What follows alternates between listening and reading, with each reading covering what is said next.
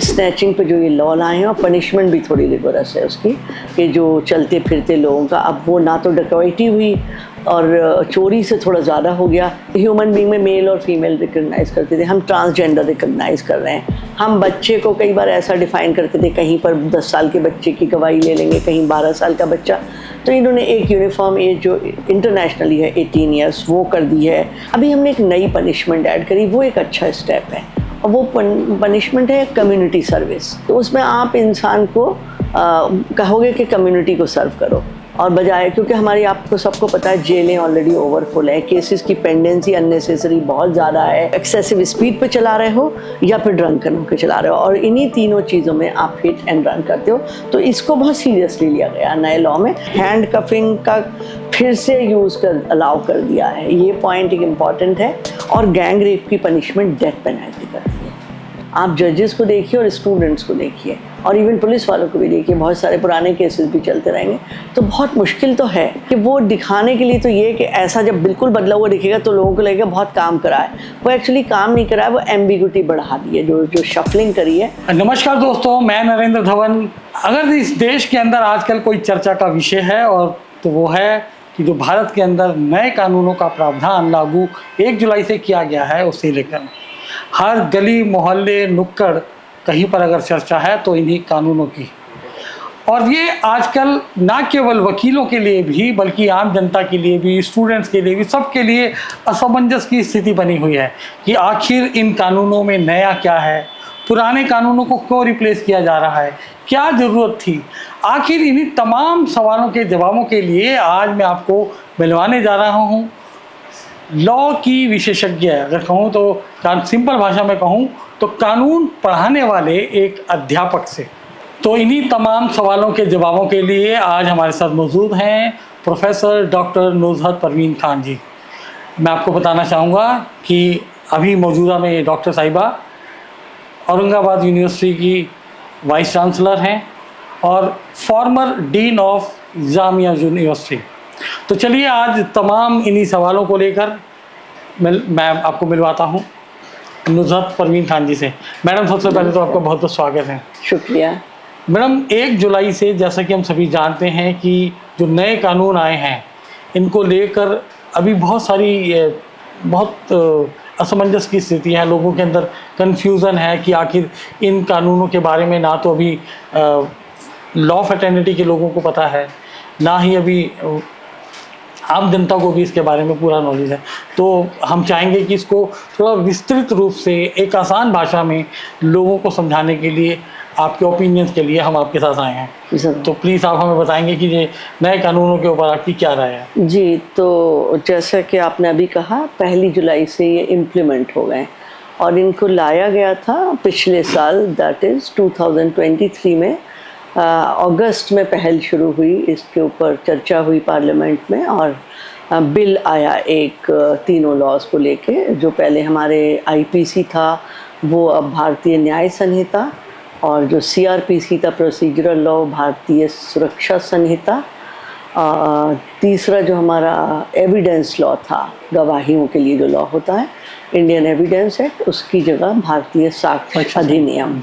तो ये तीनों लॉज पहली बार जब इंट्रोड्यूस हुए तो उस वक्त भी इन पे चर्चा हुई, और कुछ कमियां थीं, उनको फिर से डिस्कस करा गया, और फिर कुछ अमेंडमेंट हुए, कुछ चेंजेस आए, और फाइनली दिसंबर में ये पास हुए। 25 दिसंबर को कोई भी लॉ दोनों हाउसेस से पास होके और फिर प्रेसिडेंट की असेंट मिलती है, तो ये दोनों हाउसेस से पास हुआ दिसंबर के लास्ट वीक में। 25 दिसंबर को इसको प्रेसिडेंशियल असेंट मिल गई, और उसके इम्प्लीमेंटेशन की डेट रखी गई 1 जुलाई। तो इम्प्लीमेंटेशन का मतलब होता है कानून आ गया, अब हम इसके लिए तैयारी करेंगे कि कैसे करके हम इसे कोर्ट के लिए और स्टूडेंट्स के लिए और परीक्षाओं के लिए और मुवक्किलों के लिए कैसे उनको तैयारी करेंगे। तो अब तैयारी करी है, इसी तरह से तैयारी करी कि लोगों में अवेयरनेस आ जाए, मगर काफ़ी टाइम कंज्यूमिंग होगा।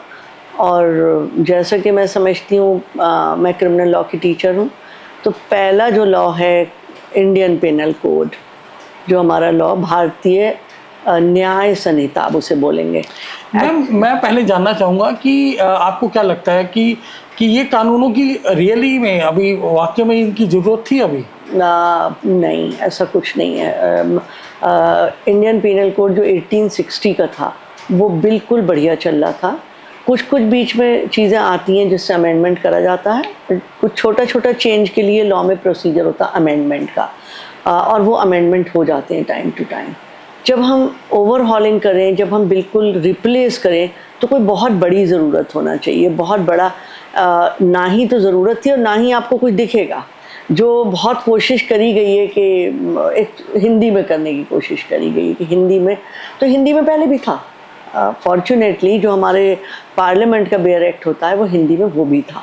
हाँ, कुछ कुछ चीज़ें डाली हैं, नो डाउट, कुछ प्रोविज़न पड़े हैं, पर वो प्रोविज़न अमेंडमेंट से हो सकते थे। ये मेरा बदलाव जरूरी होता है, लेकिन बदलाव जब तक बहुत ज़्यादा जरूरत ना हो तब तक नहीं, बदलाव ज़रूरी होता है, और उतना बदलाव जैसे कि मैंने अभी आपको बताया अमेंडमेंट से करा जा सकता है, और पीछे भी हुआ है। ऐसा नहीं 1860 से और अभी हम 24 में जी रहे हैं, आज तक कोई बदलाव नहीं हुआ। बदलाव हुए हैं, बीच में बदलाव हुए हैं, और हर लॉ में बदलाव के लिए एक अमेंडमेंट प्रोसीजर होता है जो पार्लियामेंट ही करता है, तो उससे बदलाव हो जाते हैं, और हर लॉ में बदलाव हुए हैं। बल्कि शायद काफ़ी परफेक्ट लॉ बनाया था, इसमें इतने बदलाव की ज़रूरत भी नहीं पड़ी है। मेजरली ज़रूरत कब आके पड़ी, जब टेक्नोलॉजी का यूज़ शुरू हुआ। टेक्नोलॉजी से एविडेंस, या जैसे हम डॉक्यूमेंट, पहले डॉक्यूमेंट सबमिट होते थे तो कागज़ ही होते थे कि आप ओरिजिनल कागज़ दे रहे हो, ओरिजिनल नहीं अवेलेबल है तो कोई कॉपी दे रहे हो, इनफैक्ट फ़ोटो कॉपी भी नहीं होता था। तो जब से ये टेक्नोलॉजी कुछ आई तो इसके फॉर्म में डॉक्यूमेंट वर्ड की डेफिनेशन ए करके जो था वो भी रही, और उसमें ऐड कर दिया कि डिजिटल एविडेंस भी एक्सेप्टेबल, और ये चीज़ें डिजिटल एविडेंस। ये तो कोरोना के बाद वैसे भी जुडिशरी ने एक्सेप्ट कर लिया था, जो वर्चुअल मीटिंग होती थी, virtual meeting, acceptance of petitions through online mode, hearing through online mode, और डॉक्यूमेंट्री एक्सेप्टेंस। हाँ, तो उसे लॉ का भी रोक दे दिया गया था। एविडेंस लॉ में उसकी पूरी एविडेंशियरी वैल्यू है जो साक्ष्य अधिनियम है, और इंडियन पेनल कोड में आपको उसको पूरी ऑथेंटिसिटी हो गई थी। लेकिन अभी मैडम जो वकीलों का भी रहता है उनकी भी ये कंप्लेंट रही है, क्योंकि हमारे बहुत सारे मित्र वकील लोग हैं, वो ये कहते हैं कि अब काम बढ़ गया है। पहले तो सीधा डॉक्यूमेंट सबमिट करवाना पड़ता था, ठीक है ना, अब पहले ऑनलाइन सबमिट होगा, फिर फिजिकल कॉपी होगी, फिर उसकी वेरिफिकेशन होगी, अटेस्टेशन होगा। टेक्नोलॉजी में बदलाव के साथ साथ थोड़ी सिंप्लिसिटी होनी चाहिए थी, लेकिन अब बर्डन ज़्यादा बढ़ गया। नहीं, वो धीरे धीरे आई थिंक हो जाएगा। उसकी वजह ये है क्योंकि अभी हमारी बहुत सारी जो ऑफिसर्स हैं वो इतने टेक्नो सेवी नहीं है कि हर चीज़ को अगर टेक्नोलॉजिकली आ गया है तो उसे रिसीव करके और उस पर ही रिलाई कर लें। इसलिए वो अपनी सेफ्टी के, अपने केस को इंटैक्ट रखने के लिए हार्ड कॉपी भी ले लेते हैं। भाई जो जज के साथ एक सपोर्टिंग स्टाफ होता है, they are not all so much digitally educated. In fact वो तो पुलिस का भी हो रहा है। हम कह रहे हैं ना, अभी हमारा प्रोविजन 0 FIR का आ गया है, ऑनलाइन FIR का आ गया, विदाउट जुरिस्डिक्शन FIR का आ गया है, या फिर साइबर क्राइम्स इतने ज़्यादा हो रहे हैं सोसाइटी में, तो कुछ साइबर क्राइम को भी हमने एड्रेस करा है अपने इस लॉज में। पर जिनको उसका कॉग्निजेंस लेना है वो खुद ही एजुकेटेड नहीं है अभी इतने ज़्यादा। आई थिंक ये चीज़ें अच्छी हैं जो वक्त के साथ खुद ही आ रही थी ऑटोमेटिकली, और हमारे लॉज में भी आ गई। बट हमें जो अपना ऑफिसर्स हैं, स्टाफ है, उन्हें बहुत एजुकेट करना पड़ेगा, सेंसिटाइज करना पड़ेगा उन लोगों को। तो उसी की वजह से तो ये अभी कुछ वक्त रहेगा जो बहुत ज़्यादा बर्डन है कि आपको डिजिटली भी चीज़ें देना है और वैसे करके भी देना है। तो जो मुख्य बिंदु हैं उसके बारे में जी। तो अगर मैं भारतीय न्याय संहिता की ही बात करती हूँ तो पहले की भारतीय न्याय संहिता में सेक्शन 511 होते थे, और साथ में बीच में जो आप कह रहे थे ना, हम भी बता रहे थे अमेंडमेंट से जुड़ जाते हैं, तो और भी 20-30 जुड़ गए थे, तो वहाँ आप कह सकते हैं 550 के करीब हो गए थे। वो सेक्शन अब कम हो गए हैं। अब हमारे पास 350 351 के करीब सेक्शंस हैं जो अब हमारा लॉ आया। तो अब आपको लगेगा ये इतने एकदम से कम क्या होगा, क्या गायब कर दिया। बहुत इंटरेस्टिंग चीज़ है। जो डेफिनेशन, कई बार हर लॉ को समझने के लिए हमें थोड़ा उसके वर्ड्स डिफ़ाइन करना पड़ते हैं। पहले वाले लॉ में जो 60 का लॉ था, हर वर्ड को डिफ़ाइन अलग अलग सेक्शन में करा था। अभी इन्होंने क्या करा, एक सेक्शन 2 करके सारी डेफिनेशन ABC करीब 52 सेक्शन एक ही में डाल दिए, तो उससे कम हो गया सेक्शन। तो ये कुछ तरीके हैं जिससे इसको थोड़ा कंसाइज करने की कोशिश करी है। दूसरा नॉमेनक्लेचर चेंज है। नॉमेनक्लेचर चेंज मेरे हिसाब से एज ए टीचर कोई ख़ास फ़र्क नहीं पड़ता है। बाकी इंडियनाइजेशन के नाम पे अगर करते हैं तो हो सकता है उन्हें कोई अच्छा लग रहा हो। उसके अलावा कुछ अच्छी चीज़ें भी हुई हैं जो हमारे यहाँ नहीं थी, जैसे चोरी का ऑफेंस सेक्शन पहले 378 में डिफाइंड था, और चोरी का मतलब बस होता था कि आप गए किसी के घर में चुपके से चोरी अंधेरे में सीक्रेटिवली करके ले गए, और पनिशमेंट महज 2 साल की थी। तो इसमें इन्होंने काफ़ी अच्छा एक अमेंडमेंट करा है। एक तो अभी चोरियां 2-3 तरह की ज़्यादा होने लगी, जैसे स्नैचिंग आपने देखा होगा, बहुत स्नैचिंग होती हैं। तो इस स्नैचिंग पे जो ये लॉ लाए हैं, और पनिशमेंट भी थोड़ी रिगोरस है उसकी, कि जो चलते फिरते लोगों का, अब वो ना तो डकैती हुई और चोरी से थोड़ा ज़्यादा हो गया। चोरी और डकैती या रॉबरी में फ़र्क ही होता है कि चोरी हमेशा चुपके से करी जाती है, और रॉबरी या डकैती में इंसान को फियर ऑफ इंजरी दे के कि आप अपना सामान ये निकाल दो, या फिर वो कुछ इस तरह आपके वो सोने जागने का इंतज़ार नहीं करते हैं बल्कि आपके सामने करते हैं। और आजकल ज़्यादातर लोग न्यूक्लियर फैमिलियाँ हैं कोई वर्क प्लेस पर, तो दिन में चोरियाँ बहुत होने लगी हैं, एक ये भी फ़र्क हो गया है। तो स्नैचिंग अक्सर लोग जब मार्केट में होते हैं, शॉप पे होते हैं, तब होती है, और चोरियां जो दिन में होती हैं उसका कॉग्निजेंस इन्होंने लिया है और थोड़ी सीवियर पनिशमेंट दी है। ये एक अच्छा पॉइंट है। ये कौन से एक्ट के अंदर? ये भारतीय न्याय संहिता में ही है, जो हमारी आईपीसी है उसी में है चोरी के ये सारे प्रोविज़न। और इन्होंने 1-2 चीज़ें और भी बहुत अच्छी ली हैं, जो मतलब मुझे लगा कि बट एक चीज़ गलत कर दी, जहाँ पर ये सेक्शन था वहीं पर इसमें ये ऐड कर देते, ये चीज़ें A-B करके करते, या इसकी रीनंबरिंग फिर से कर देते। इन्होंने अपनी एक जो तरीक़ा करा जिससे सारे जजेस भी परेशान हैं, वो ये करा चैप्टर ही बदल दिए, सेक्शन बदल दिए, मेजर चेंज कुछ नहीं है। जैसे कि जहाँ पर पहले आता था आपका राइट ऑफ प्राइवेट डिफेंस, वहाँ उन्होंने उस चैप्टर में उठा के वीमेन रिलेटेड, ये अच्छी चीज़ है कि आपने बच्चों और औरतों से रिलेटेड जितने ऑफेंसेस जगह जगह कहीं फैले हुए थे उन्हें एक जगह कर दिया है। मगर गलत चीज़ ये हो गई है कि आपने जो सीधे सीधे अच्छे खासे चैप्टर थे उसको अपना ज़ील में ये दिखाने के लिए हम कुछ कर रहे हैं तो उनको नई जगह दे दी। जैसे हमारी सोसाइटी में किसी को भी मर्डर बोलो तो दफ़ा 302 दिमाग में आ जाता है। अब वो दफ़ा 302 हट के वो दफ़ा 102 हो जाए, 101 और 102 हो जाए, और 103 हो जाए, और फिर 104 और 5। वो इन्होंने बात करी है जो आपका चोरी, सॉरी, जो आपका ये मॉब लिंचिंग, एक मॉब लिंचिंग बहुत हो रही थी सोसाइटी में, पर मॉब लिंचिंग ऐसा नहीं है, पहले नहीं था। पहले ऐसे करके था, गैंग ऑफ 5 और मोर पीपल किसी को मारते हैं तो फिर सज़ा थोड़ी ज़्यादा थी, ज़्यादा लोग अगर ज़्यादा किसी को अटैक करते हैं। इसमें इन्होंने थोड़ा सा वर्ड रिलीजन, कास्ट और कम्युनिटी ऐड कर दिया, because mob lynching was happening, पर उसका सेक्शन इतना वहाँ लाके 105 या 104 कुछ सेक्शन कर दिया है, मतलब वो उसी मर्डर की पनिशमेंट के सीक्वेंस में चला गया है। तो इस तरह से जो सेक्शंस हैं उनकी जो ओवरहॉलिंग करी है वो बहुत दिक्कत हो जाएगी उससे लोगों को, स्टूडेंट जुडिशरी का एग्ज़ाम देते हैं, लॉ का एग्ज़ाम देते हैं, तो जो फर्स्ट टाइम अभी पढ़ेंगे उनको तो ठीक है, मगर एग्ज़ाम तो बच्चे पहले का पढ़े हुए हैं, 5 साल 6 साल पहले वो जुडिशरी का, सिविल सर्विसेज का आगे एग्ज़ाम देंगे। अब वो कौन सा वाला लॉ लिखेंगे, ये वाला या ये वाला? जजेस जो बैठे हुए हैं, जो 10-10 20-20 साल से 25 साल से बैठे हुए हैं, वो कंटिन्यूस इस लॉ में डिसाइड कर रहे हैं, इस लॉ में लिख रहे हैं, अब अचानक उन्हें नया सेक्शन। एक बात याद आती है मैडम कि जो बातें आप बता रहे हैं, ऐसे तो लगता है कि जैसे कि भारत एक विकास की पटरी पर दौड़ रहा था, कहीं उस विकास की पटरी में स्पीड ब्रेकर का काम तो नहीं करेंगे ये नए लॉ? करेंगे, बहुत ज़्यादा करेंगे। बट जो चीज़ें मैं बार बार कह रही हूँ, कुछ अच्छे पॉइंट भी, जैसे कि हम लोग हमेशा ह्यूमन बीइंग में मेल और फीमेल रिकग्नाइज करते थे, हम ट्रांसजेंडर रिकग्नाइज कर रहे हैं। हम बच्चे को कई बार ऐसा डिफ़ाइन करते थे, कहीं पर 10 साल के बच्चे की गवाही ले लेंगे, कहीं 12 साल का बच्चा। तो इन्होंने एक यूनिफॉर्म एज जो इंटरनेशनली है 18 ईयर्स वो कर दी है, ट्रांसजेंडर को रिकग्नाइज करा है, और इन्होंने जो है कुछ चीज़ें ओमिट कर दी हैं, जैसे जो अंग्रेज़ों के टाइमों की कुछ चीज़ें थी, पब्लिक सर्वेंट की डेफिनेशन थोड़ी बदल दी है, गवर्नमेंट सर्वेंट कर दिया है। तो अच्छी चीज़ें भी हैं, मगर ये इतनी अच्छी चीज़ें सिर्फ अमेंडमेंट के माध्यम से हो सकती नहीं। ये जो रीअरेंजमेंट करा है ये मुश्किल करेगा, और इसको आई डोंट नो अब इतना आगे चले गए हैं, ये रोल बैक कर पाएंगे या नहीं कर पाएंगे, बट बहुत मुश्किल होगा। प्रैक्टिकली हम स्टूडेंट्स का देख रहे हैं। जो अभी हमारा सेकेंड ईयर में स्टूडेंट आया वो फ्रेश पढ़ेगा, उसके लिए तो फिर भी बेटर है, मगर वो फ्रेश तो मुट्ठी भर स्टूडेंट होते हैं। स्टूडेंट तो ज़्यादा वो होते हैं जो पिछले हमने 10 साल में पढ़ा दिया और वो कंटिन्यूस कंपटीशन एग्जाम में अपीयर हो रहे हैं। अब वो कंपटीशन जो समय कमीशंस हैं वो नए वाले लॉ के हिसाब से पेपर देंगे या पुराने वाले से? जिन जजों को जजमेंट देनी है, सुनना है पूरे केस को, उनके लिए भी प्रॉब्लम है। 30 साल से 20 साल से जज बने बैठे हैं और वो कंटिन्यूस उस लॉ के तहत जजमेंट दे रहे हैं, तो उनको, और जो पुराने जजमेंट पेंडिंग है उनका क्या करें? अब वो नज़ीर कहाँ से आएंगी? नज़ीर भी, और जो पुराने जजमेंट केसेस पेंडिंग है उन पे तो उन्हें उसी के हिसाब से चलना होगा जिस लॉ में थे, बिकॉज कोई भी लॉ रेट्रोस्पेक्टिव नहीं होता, प्रोस्पेक्टिव होता है। पुराने उस पर लागू नहीं करता, आगे को लागू करेगा। तो जो फ्यूचर केसेस पेंड डाले जाएंगे, फाइल होंगे, उन पे तो ये लॉ लगेगा।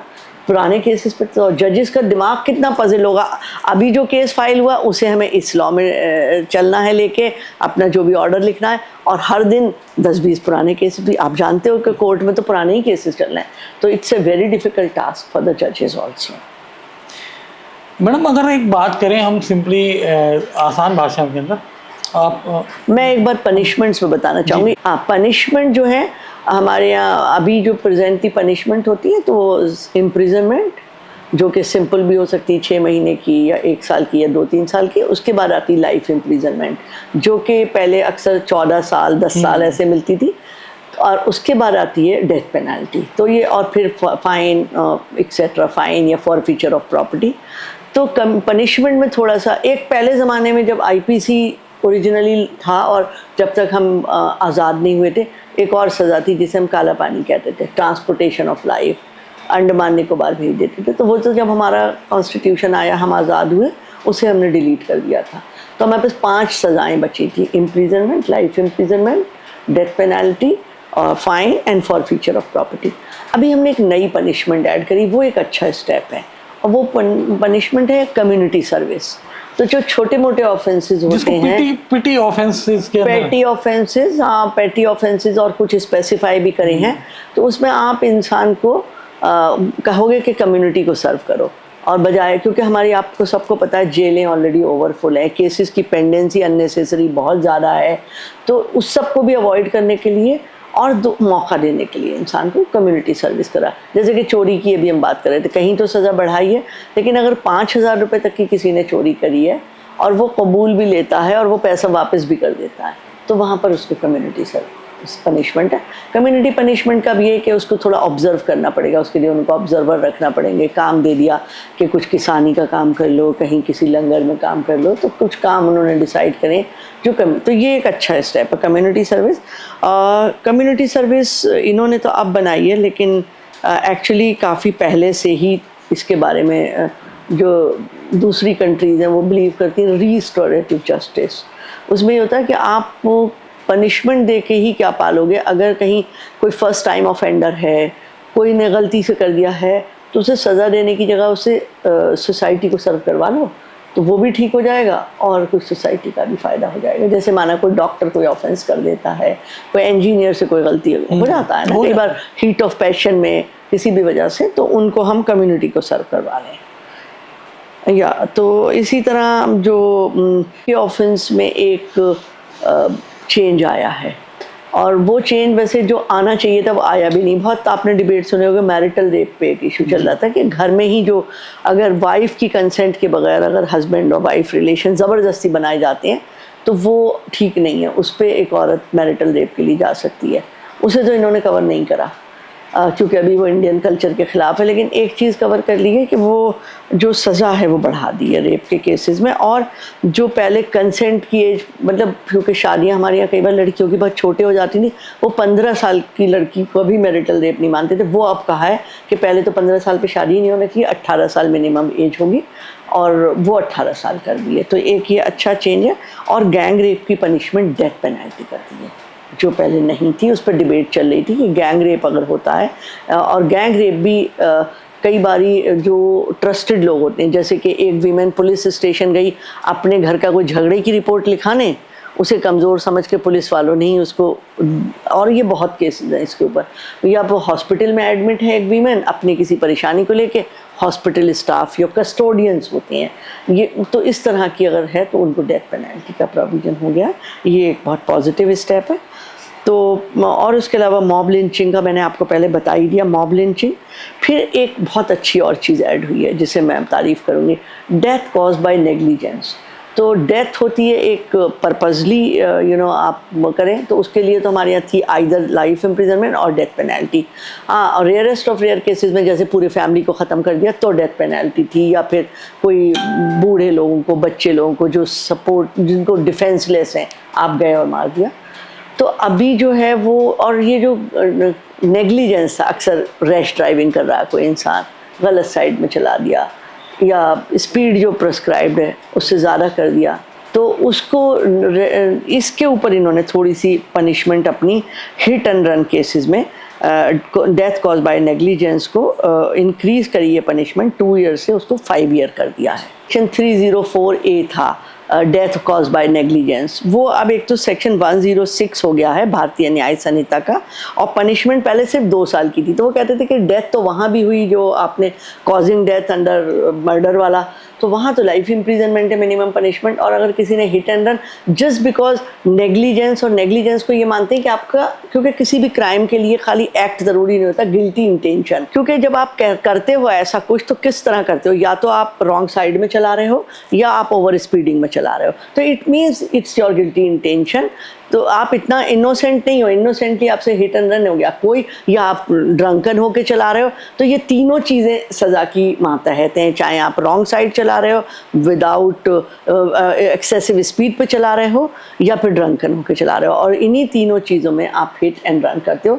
तो इसको बहुत सीरियसली लिया गया नए लॉ में कि आप अगर किसी को हिट एंड रन करते हो, और अगर हिट एंड रन करते हो पनिशमेंट तो इतनी है, वो भी जब है जब आप पकड़ जाते हो, अगर रन अवे कर जाते हो तो वो और बढ़ जाती है। जैसे अभी महाराष्ट्र के अंदर पॉलिटिशियन के बेटे, तो अभी हाँ, आप सभी अभी जैसा आपने बताया, अभी ये केस हुआ कि महाराष्ट्र में पॉलिटिशियन का बेटा अपनी गाड़ी में किसी फंस गई, तो जाहिर बात है एक तो या तो वो एक्सेसिव स्पीड पे चलाता रहा, उसे बिल्कुल अपने जो साथ में दूसरे लोग सड़क पे चल रहे हैं उनका होशवास नहीं है, तो कैसे, वो तो सबका पब्लिक डोमेन है। तो आपको एक पर्टिकुलर स्पीड प्रेस्क्राइब होती है, जहाँ भीड़ वाली जगह होती है, और स्लो स्पीड प्रेस्क्राइब होती है, हाईवे पे अलग स्पीड होती है, प्लस आप जब ड्रिंक करके ड्राइव करते हैं वो अलग एक आपका तरीक़ा होता है। तो यही सब बातें देखते हुए, पहले ये कहते थे एक्सीडेंटल चीज़ों में आपका मेंटल एलिमेंट नहीं है, आपका कोई गिल्टी इंटेंशन नहीं है, मगर अब ये पाया गया गिल्टी इंटेंशन है। अगर आप अपनी ड्यूटी को ओमिट कर रहे हो, जैसे अभी अक्सर आए दिन हम केसों में देखते हैं, अभी रिसेंट ही सारी लोग देख रहे हैं, कई स्टेट्स में ऐसे केस हुए जो गाड़ी में इंसान खिंचता चला जा रहा,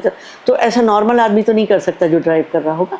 इसका मतलब है वो कहीं ना कहीं एक्सेसिव स्पीड में भी चला रहा है, वो अपने मेंटली उस time because of some type of intoxication, चाहे वो ड्रग्स का हो चाहे वो लिक्वर का हो, वो कहीं उस इन्फ्लुएंस में है। तो इसका मतलब है आप जिम्मेदारी से नहीं चला रहे हो। अगर जिम्मेदारी नहीं है तो आपका माइंड, इसका मतलब है गिल्टी माइंड है। अगर आप रोड पे निकलते हो, आप अपना कोई काम करते हो, और अगर वो नेग्लिजेंटली, इवन डॉक्टर्स के एग्जांपल है बहुत सारे, डॉक्टर्स का जबकि एग्जांपल अभी तक हमारे लॉ ऑफ टॉर्ट्स में आता था जो सिविल लॉ होता है, पर अभी क्रिमिनल में भी आने लगा था, क्योंकि कई बार आए दिन ये केसेस के डॉक्टर पेशेंट के पेट में पट्टी रह गई, पेशेंट के पेट में नीडल रह गई, सुई रह गई, चाकू उनका नाइफ जिससे वो करते हैं ऑपरेशन वो रह गया, तो या तो वो डॉक्टर इनकॉम्पिटेंट है या फिर वो डॉक्टर अपनी जिम्मेदारी ना निभाते हुए वो काम कर रहा। तो इसलिए अब वो भी सजा के दायरे में आएंगे, वो सज़ा के खाली दायरे में नहीं, बहुत सीवियर सज़ा के दायरे में आएंगे। ये अच्छा पॉइंट है इस लॉ का। तो ये अमेंडमेंट समझ लिए, या इस नए लॉ में इन्होंने इसका कॉग्निजेंस लिया, this is a good change. Ma'am, नए कानूनों में ये माना जा रहा है, जो पब्लिक के अंदर, पब्लिक डोमेन में बात चल रही है, कि उसमें महिलाओं का ज़्यादा पक्ष लिया गया है, महिलाओं के लिए ज़्यादा स्ट्रॉन्ग कर दिए, जिसमें बनिस्बत की पुरुषों को थोड़ा निगलेक्ट किया गया है। आई थिंक ऐसा तो नहीं है। महिलाओं की कुछ चीज़ें, चूँकि महिलाओं से रिलेटेड काफ़ी सारे कानून पिछले 30-40 साल में, और या जब से हम कहते हैं हम स्वतंत्रता मिली है, हमारा अपना कॉन्स्टिट्यूशन आया है, तभी भी उन्होंने उसको टेक केयर करा गया था। उसकी वजह ये थी कि हमारी एक पेट्रियार्कल सोसाइटी थी, जहाँ पर हम कहने को कह देते हैं इक्वालिटी है सोसाइटी में, पर ऐसे था। तो उसे इक्वल लाने के लिए हम कुछ ऐसा नहीं करा है उल्टा बट इसको सिर्फ इक्वल ना है, चीज़ें ऐसे करके कर दी हैं कि उनको एक्चुअल मीनिंग में इक्वालिटी मिल सके। मतलब उसी से शायद बहुत सारे लोगों को समाज में लग रहा होगा परेशानी है या उनको कुछ दे दिया, नहीं, क्योंकि हम इक्वालिटी कह के भी कॉन्स्टिट्यूशन में अभी उनका स्टेटस ऐसा था। अब हम अगर मैं लॉ से हट के भी बात करूंगी, अगर कॉन्स्टिट्यूशन में तो भी हम उनको कहीं जॉब में रिजर्वेशन दे रहे हैं, किस लिए दे रहे हैं? उनको ऊपर करने के लिए नहीं, उनको बराबर लाने के लिए दे रहे हैं एक्चुअली, है ना। और बहुत सारी चीज़ों में एडमिशन में कहीं देते हैं, कहीं फीस माफ़ करते हैं, कहीं कुछ गवर्नमेंट स्कीम्स बनाती है कि अगर वो बच्चे को बर्थ दे रही हैं तो फिर उनको कुछ पैसा दें। पहले के टाइम में अगर हम 90s की बात करें तो स्कूल और कॉलेजेस में एडमिशन के दौरान 5% का छूट दी जाती थी, किताबें देते थे फ्री। हाँ, तो यही तो जब वो पढ़ने आती नहीं थी या फिर घर वाले भी सबसे पहले डिस्क्रिमिनेशन तो घर में ही होता है, तो जब वो भी डिस्क्रिमिनेट करते तो स्कूल वाले उन्हें अट्रैक्ट करने के लिए फ्री यूनिफॉर्म देते थे, फ्री किताबें देते थे, फ्री फीस माफ़ कर देते थे। तो ऐसी बहुत सारी चीज़ें करके उन्हें हम आपके साथ या मेल्स के साथ डिस्क्रिमिनेट या उनके आगे नहीं ले जा रहे हैं, फेवर नहीं कर रहे हैं, बल्कि बराबरी पे लाने, जो हम कहते हैं कि समाज में सब बराबर है, वो बराबर लाने के लिए करा जा रहा है और उसका असर भी देखने को मिल रहा है। तो क्रिमिनल लॉ में भी ऐसे ही कुछ प्रोविजन डाले गए हैं जहाँ पर वीमेन को सुरक्षा दी गई है। इट इज़ नॉट कि उनको कुछ आप ज़्यादा कर रहे हो उनके लिए, बल्कि अगर नए कानूनों की बात करें तो ये जनता के लिए कितना फेवरेबल है, और इसमें लोगों को भी ये डर है कि पुलिस के हाथ बहुत मजबूत हो गए हैं। तो इस पे हम थोड़ा सा आपका ओपिनियन चाहेंगे, क्योंकि कहीं ना कहीं लगता है प्राइमा फेसी पे देखने के कि पुलिस के जो हाथ वो तो रिमांड पीरियड 15 दिन से 40 दिन का कर दिया है, जो है पूरे स्टेटमेंट्स हैं वो पुलिस स्टेशन में लेने वाली बात है। ये इस पे आप थोड़ा सा देखो, जो चीज़ें करी तो बेहतरी के लिए हैं, हाँ, मगर कई बार पुलिस ऑफिसर मिसयूज़ कर सकते हैं। पर अभी हमें इस नज़र से मेरे ख्याल में नहीं देखना चाहिए, पहले उसका जब सोच के करा गया है तो उसका उपयोग देखना चाहिए। हमें अभी देखना चाहिए जो चीज़ें, जैसे बेल के लिए उन्होंने कहा है कि जो बेल का प्रोविज़न है वो उसके लिए कितने दिन उसको रखा जा सकता है, और इंडिविजुअल जो एक्यूज़ड है और सस्पेक्टेड लोग हैं उनमें फ़र्क करा है। एक्यूज जिसके ऊपर मतलब हो गया है और सस्पेक्टेड, तो उनके दोनों के बेल प्रोविज़न अलग कर दिए हैं, और कंडीशन अपने एक्यूज पे अलग कंडीशन है और सस्पेक्टेड के ऊपर अलग। थोड़ा इलेबोरेट करेंगे? हाँ, तो बेल बॉन्ड जो होता है, जो बढ़वाया जाता है फॉर द रिलीज़, तो वो जो है उसके लिए जो आपका सस्पेक्टेड पर्सन है उसकी अमाउंट कम है, और इनके लिए एक्यूज के लिए ज़्यादा है, ताकि जब छोड़ें तो बेल बॉन्ड में एक श्योरिटी दी जाती है जब बेल बॉन्ड भर जाता है। तो वो चीज़ें आ गई। दूसरा, जो आजकल टेक्नोलॉजी है, इसकी वजह से कोई भी कम्युनिकेशन, कोई भी जो डिवाइस है, कोई भी जो चीज़ें हैं, वीडियो कॉन्फ्रेंसिंग, रिकॉर्डिंग, वो सारी जो ट्रांसमिशन है उसको एक बहुत इम्पॉर्टेंट एविडेंस माना गया है, रादर दैन और चीज़ों के ऊपर इसको तरजीह दी गई है जो इलेक्ट्रॉनिक एविडेंस है, चाहे वो किसी भी। ये तो कोर्ट प्रोसीजर की बात होगी मैम। अगर देखिए हम साइबर स्पेस की बात करें, जो साइबर स्पेस में क्राइम होता है, इसको नए कानूनों में कितनी जगह मिली है? क्योंकि आज की डेट में लोग फेसबुक पे रहते हैं, मिली है, पर अभी भी उतनी नहीं मिली। हाँ, वो उसमें अभी नहीं मिली है, क्योंकि वो सब भारतीय न्याय संहिता में ही आ जाता। एज सच कुछ भी नहीं, इन्होंने सिर्फ डिजिटल एविडेंस को तो एक्सेप्ट करा है, पर क्राइम की डेफिनेशन में कहीं ज़्यादा। क्योंकि अगर हम साइबर क्राइम की भी बात करते हैं, साइबर लॉ भी है ना, जो वो पंगु सा दिखाई देता है, हैंडीकैप्ड है पूरा जी। क्योंकि साइबर लॉ जब आया था 2000 में, IT act, information technology act, तो उसी वक्त आपने थोड़े थोड़े चेंज बाकी लॉ में भी हुए थे, एविडेंस एक्ट में भी हुए थे और IPC में भी हुए थे। उससे ज़्यादा अभी भी कुछ नहीं करा है, जबकि कर सकते थे। उस बात को 23 साल गुजर चुके हैं, पर साइबर क्राइम्स को उस नाम से कहीं नहीं इन्होंने डिफाइन करा कि कोई साइबर क्राइम्स हैं।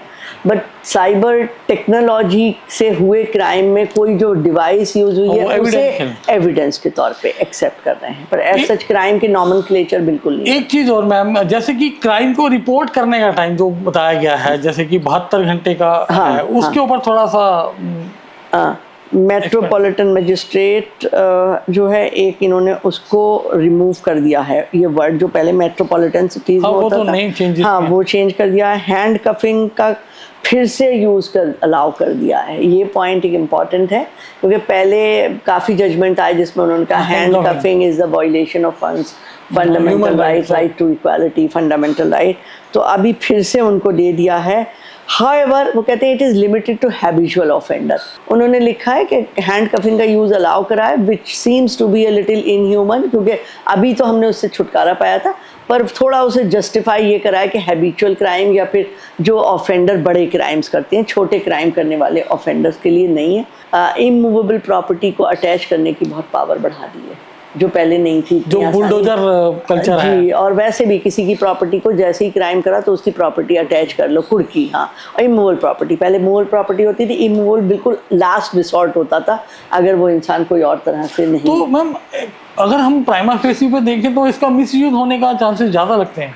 हाँ, ये तो समय ही बताएगा। हाँ, वैसे देख के लग रहा है, खासकर जो पुलिस को थोड़ी ज़्यादा पावर्स दी गई हैं उससे लगता तो है, और specially already high handedness of police हमारे समाज में दिखती है, तो हो सकता है ऐसा हो। Let's see. कई जगह पे पुलिस वालों को भी ट्रेनिंग की ज़रूरत होती है, उनको ट्रेनिंग नहीं होती है, उनको शायद ऐसी ट्रेनिंग होती है कि वो सोचते हैं माइट इज़ राइट, उनको सारी पावर है, जबकि ऐसा होता नहीं। They are also limited, if you read the law carefully, they are also limited in their power, क्योंकि लॉ की जो लैंग्वेज होती है उसकी एक लाइन पढ़ो तो पावर आ जाती है, और दूसरी लाइन में foreign provided except in these cases, तो वहाँ लिमिट हो जाती है, तो कई बार वो लैंग्वेज का मिसयूज़ हो जाता है। मैडम जो नए प्रावधान आए हैं नए कानूनों के हिसाब से, जो देशद्रोह राजद्रोह, इनकी परिभाषा भी थोड़ी चेंज कर दी है, इनके सेक्शन भी चेंज कर दिए हैं, और इसको काफ़ी हद तक अच्छा चेंज करा है। पहले 124A ऑफ IPC सेडिशन के बारे में बात करता था, और इसमें वो कोई भी इंसान जो आवाज़ उठाता था गवर्नमेंट के खिलाफ उसको पकड़ के सेडिशन में, और सज़ाएं बहुत सीवियर थी, और उसको राजद्रोह कहते थे। तो वो अंग्रेज़ों के समय तक तो सही था, उन्होंने जब डाला था, लेकिन हमारे जो हमारा जो इंडिपेंडेंट कंट्री और नेशन था उसमें ये गलत हो चुका था। तो इसका इन्होंने क्योंकि काफ़ी सारे जजमेंट में भी उसे क्रिटिसाइज़ करा, उसका यूज़ करके पुलिस जो है वो काफ़ी लोगों को बंद कर देती थी, और उसमें बेल वगैरह भी नहीं होती थी। तो अभी इन्होंने एक सेक्शन करा है 152A, और उसका नाम रखा है act endangering the sovereignty and integrity of India, यानी जिन एक्टिविटीज़ से इंडिया की सॉवरेनिटी और इंटीग्रिटी को नुकसान होता है उनकी सज़ा है, और उनकी सज़ा का उसके फिर पनिशमेंट भी कम करिए, और जान के अगर कोई कुछ ऐसा बोलता है, कुछ ऐसा करता है, चाहे अपने किसी डॉक्यूमेंट से, चाहे किसी एक्शन से जिससे सॉवरेनिटी इंडिया के ख़तरे में, तो अगर कोई अपोजिशन पार्टी का बोलता है, या कोई अगर माना महंगाई के ख़िलाफ़ जुलूस निकालता है, तो वो आपकी सॉवरेनिटी को थोड़ी ख़त्म कर रहा है। तो पहले जो 124A था उसमें उन्हें भी बंद कर लेते थे कि आवाज़ ही उठाना गवर्नमेंट के ख़िलाफ़ या किसी पॉलिसी के ख़िलाफ़ गलत है। यहाँ वो ये कह रहे हैं नहीं, आवाज़ तो उठाई जा सकती है, पर सॉवरेनिटी और इंटीग्रिटी, देश को विभाजन करोगे, बांटोगे, कुछ ऐसी चीज़ें करोगे, तब पनिशमेंट है। कहीं ना कहीं सरकार ने रियायत दी है, रियायत दी है इसमें, क्योंकि यहाँ भी बोल सकते हो। हाँ, बोल सकते हो, बिल्कुल बिल्कुल, और आप वही जब भी डेमोक्रेसी है, वरना तो ऑटोक्रेसी होती जा रही है। एक चीज़ और मैम, आमतौर पर माना जाता है कि हमारे देश के अंदर झूठे मुकदमे, झूठे आरोप, झूठे एलिगेशन लगा के कोई भी निकल जाता है, और लंबी प्रक्रिया के बाद पता लगता है कि जी वो तो सब कुछ फॉल्स था। तो अब ऐसे के अंदर, अब जो नए कानूनों के अंदर क्या प्रावधान आए हैं, हाँ। कि इस तरह के झूठे आरोप लगाने वाले, झूठे मुकदमे, कोई व्यक्ति वैसे ही नाम लगा देता था कि जी झगड़ा हुआ था, ये भी साथ में था। हाँ। तो इस तरह के जो केसेस हैं नए कानूनों के अंदर कैसे देखा जाएगा? तो ये पर्जरी, फोर्जरी और ऐसे झूठे मुकदमे करवाने वालों को अगर कोई पाया जाता है तो उसको सज़ा है, उसको अपना अलग से सज़ा है। अगर किसी का फाइल करा हुआ मुकदमा जो चलता रहा और बाद में पाया गया कि उसी ने गलत करा था, तो बहुत ज़्यादा सीवियर सज़ा है, 10 साल तक की सज़ा है उसमें। ये भी एक अच्छा प्रोविज़न है। और दूसरा एक और चीज़, कई बार कुछ लोग बहुत देर तक बाद में मुकदमा, आज हुआ कोई ऑफेंस और कुछ दिनों के बाद करते हैं, तो ऐसे तो उसके सवाल आ जाता है कि आपने, अगर आप विक्टिम बने थे तो फ़ौरन क्यों नहीं कर दिया। तो अभी भी उस पर क्वेश्चन उठ रहे हैं कि ये देर तक करने का प्रावधान क्यों दे दिया है, कि आपको माना किसी का रेप हुआ या किसी के घर में लड़की के साथ कुछ हुआ या वीमेन के साथ या और भी किसी तरह का कुछ हुआ, तो आप 10-15, तो कई बार ऐसी सिचुएशन होती है कि आप मे बी आप उस लोकेशन पे नहीं हो। हाउएवर उसका भी प्रोविज़न है, अगर आप लोकेशन पे नहीं हो तो पहले 0 FIR, EFIR, तो वो सब भी है। पर ये इन्होंने दिया है, ठीक भी हो सकता है, पर आजकल पता है आपको अच्छे लोग भी होते हैं सोसाइटी में, रियल सफरर भी होते हैं और मिसक्रिएंट्स भी होते तो हैं। नॉर्मली ये माना जा रहा है कि वो जो 72 आवर्स के अंदर रिपोर्ट करना है आपको, हाँ, उसको हाँ। कोई भी ऑफेंस हुआ है तो उसको रिपोर्ट करने का टाइमिंग भी तो दिया है हाँ 72 आवर्स। जी, और वो भी ज़्यादा है जी। वैसे तो, इमीडिएटली होना Immediately चाहिए जब आप अगर सफ़र करें। तो ये समय बताएगा कि इसमें मिसक्रिएंट ज़्यादा आते हैं या जिन्होंने सफ़र करा उन्हें फ़ायदा होता है ज़्यादा वक्त देने में। तो मतलब मैम ऐसा नहीं लगता कि चाहे वो जजेस हो, वकील हो, लीगल फैटर्निटी हो, लॉयर, प्रोफेसर्स हो, स्टूडेंट्स हो, जर्नलिस्ट हो, इन पुलिस वाले हो, इन सबके हाथों में कानून की नई किताब आएगी, सबको दोबारा से स्टूडेंट बना दिया जाएगा। और दोबारा से, और कुछ लोगों को तो दोनों का स्टूडेंट बना रहना पड़ेगा, है ना, दोबारा से। जैसे अब आप जर्नलिस्ट हैं, आप कल को कुछ केस पूछेंगे तो आज का ही पूछ लेंगे, पुराना कभी कोई चल रही होगी कंटिन्यू रिपीटिंग, ऐसा करेंगे। आप जजेस को देखिए और स्टूडेंट्स को देखिए और इवन पुलिस वालों को भी देखिए, बहुत सारे पुराने केसेस भी चलते रहेंगे, तो बहुत मुश्किल तो है। और साथ में सेक्शन नहीं बदलना चाहिए थे इन्हें, उसका अरेंजमेंट तो कर देते। ये मेरी बहुत स्ट्रॉन्ग ओपिनियन है, जो मैंने कई सेमिनार्स में भी कहा है कि वो दिखाने के लिए तो ये कि ऐसा जब बिल्कुल बदला हुआ दिखेगा तो लोगों को लगेगा बहुत काम करा है, वो एक्चुअली काम नहीं करा है, वो एम्बिग्यूटी बढ़ा दी है, जो शफलिंग करी है वो नहीं करते, जो नई चीज़ें आपको आइडिया आ रहा था वो डालते और ख़त्म करते किस्सा। इसे लेके मैम देश के वकीलों के अंदर भी थोड़ा सा विरोधाभास नजर आ रहा है, अपोज कर रहे हैं। दिल्ली के अंदर भी जगह जगह मतलब कई बार वो हड़तालों पे जा रहे हैं, विरोध दायर कर रहे हैं। तो क्या लगता है कि सरकार थोड़ा, मुझे लगता तो नहीं है वापस लेगी, मगर हो सकता है किसी किस्म के, मैं चूँकि टीचर हूँ, मैं बार बार स्टूडेंट की नज़र से देखती हूँ, हो सकता है ऐसा कुछ कर दें। माना कि एक स्टूडेंट ने ग्रेजुएशन करी, for example we are living in 24-21 में करी, और वो जुडिशरी के एग्ज़ाम दे तो अगले 10 साल तक सकते हैं ना, एज 30-32 साल तक होती है, आप एग्ज़ाम देते रहें। तो शायद ऐसा कर दें कि इसने लॉ ग्रेजुएशन 2025 में करा था और वो वाला लॉ पढ़ा था, तो इसको तो फिर हमारे लिए मुश्किल हो जाएगी, 2-2 पेपर बनाया करेंगे, एक उस वाले लोगों के लिए, एक उस वाले लोगों के लिए। मुश्किल तो हर फ्रंट पे है। मैडम अगर हम बात करें एडल्ट्री की, साइबर बुलिंग या स्टॉकिंग की बात होती है, तो इसके ऊपर क्या है नए कानूनों के अंदर? अच्छा, तो सबसे पहले जो साइबर बुलिंग, साइबर स्टॉकिंग, तो ये एक्चुअली आईपीसी में ही आ गया था, पर लोगों ने ज़्यादा ध्यान नहीं दिया था। जब हम निर्भया केस के बाद जब पूरा एक चेंज आया था, मेजर अमेंडमेंट हुआ था क्रिमिनल लॉ में 2013 में, तो उस समय ही उन्होंने कर दिया था कि ये सब जेंडर न्यूट्रल ऑफेंसेस होंगे। एक औरत भी आदमी को फॉलो कर सकती है, आदमी भी औरत को। अभी नए लॉ में इसे और स्पेसिफिक कर दिया है कि they are gender neutral offences, कोई भी किसी के ऊपर कर सकता है। अभी रेप के लिए ऐसा नहीं हुआ, जबकि वो भी एक्चुअली रिक्वायर्ड है। Even for rape it is required, but rape is still a women specific offence, but other type of things they have become gender neutral. Regarding adultery, yes, it was a question which was raised in the society. बार बार उठता था कि औरतें ही क्यों guilty होती हैं अगर वो अपनी शादी को बाहर रिश्ते रखते हैं आदमी, औरत को कोई सज़ा नहीं है। तो ये एक केस आया था आई थिंक 2019 या 20 में, shiny Joseph versus union of India, और उसमें उन्होंने एडल्ट्री के सेक्शन को डिलीट कर दिया था कि each one will be guilty as per the wrong committed, ना कि आदमी पनिश होगा, औरत चूँकि इनोसेंट मान ली जाती थी, ऐसा कुछ नहीं है। अभी उन्होंने इसे हटा दिया, 497 का कोई सब्स्टिट्यूट सेक्शन नहीं है अब के लॉ में, इसे डिलीट कर दिया। तो कई सेक्शन है जो डिलीट हुए, मैं आपको कुछ बता दूँ। ज़्यादा तो इसी से रिलेटेड है। एक 377 पहले डिलीट हो गया था, पर जहाँ वहाँ लिखा रहता था डिलीटेड, अब उसे हटा ही दिया है बिल्कुल, है ना, अननेचुरल ऑफेंसेस। फिर अटेम्प्ट टू कमिट सुसाइड भी हटा दिया है, उसको भी हटा दिया है, और ये एडल्ट्री 497 को भी हटा दिया है, सेडिशन हटा दिया, जैसे मैंने आपको बताया 124A हटा के, और अब बस वही कर दिया आउट इंटीग्रिटी और सॉवरेनिटी को कोई थ्रेट करता है तो पनिशमेंट है। डिफेमेशन को भी बहुत लाइटली कर दिया गया। यस, डिफेमेशन लाइट ही था पहले, एक्चुअली तो डिफेमेशन सिविल ऑफेंस होता है, क्रिमिनल था ही नहीं, पर आईपीसी में था सेक्शन 499, तो डिफेमेशन से ज़्यादा उसके एक्सेप्शन थे कि इन हालात में डिफेमेशन नहीं कहलाएगा। अगर किसी ने सच्चाई कही है, अगर किसी ने ऐसे बोला है, तो सेक्शन 2 लाइन का था और उसके 2 पेज के उसके एक्सेप्शन थे, 10 एक्सेप्शन थे, और सज़ाएं होती भी नहीं थी, और होती भी थी तो सिविल में होती थी। आपने मुझे ये बोल दिया कॉम्पनसेट कर दो, मनी लेकिन ये राहुल गांधी के केस के बाद थोड़ा सा इसने वो पकड़ा था तूल के उनकी मेंबरशिप कैंसिल कर दी। सज़ा कहने को लॉ में 2 साल की है, मगर वो 2 साल भी कभी किसी को मिलती नहीं थी।